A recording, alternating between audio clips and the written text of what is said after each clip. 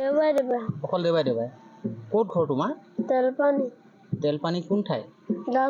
দাসগাঁও। কি নাম তোমাৰ? নচি দেৱজিৎ দাস। তুমি কি আনা বজাৰলৈ? ঢেকীয়া, ঔটেঙা, নেমু, টিকনি পৰুৱা তাৰপৰা কিনি আনা নে?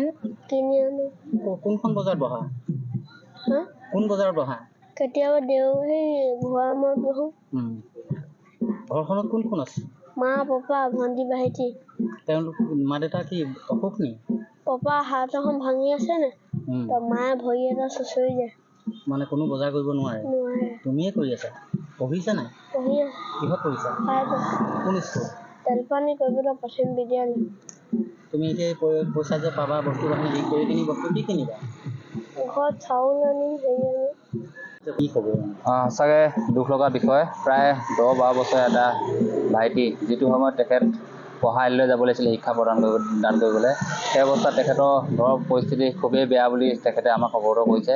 তেখেতে বিভিন্ন জেগাৰ পৰা কেঁচা সামগ্ৰী, চব্জি আদি তেখেতে নিজেও বুটলি আনি কেনে বজাৰৰ পৰা কিনি আনি কেনে মোহনবাৰী লাহোৱাল অঞ্চলত বিক্ৰী কৰি যিকেইটা পইচা উপাৰ্জন কৰি নিজকে লগতে পোহপালো তেখেতলোকৰ পৰিয়ালক পোহপাল দিছে বুলি জানিব পাৰিছোঁ। কিন্তু এই ক্ষেত্ৰত তেখেতলোকৰ পৰিয়ালৰ যিবিলাক তেখেতৰ মাক দেউতাক আছে, মাক দেউতাক সম্পূৰ্ণৰূপে অসুস্থ অৱস্থাত আছে।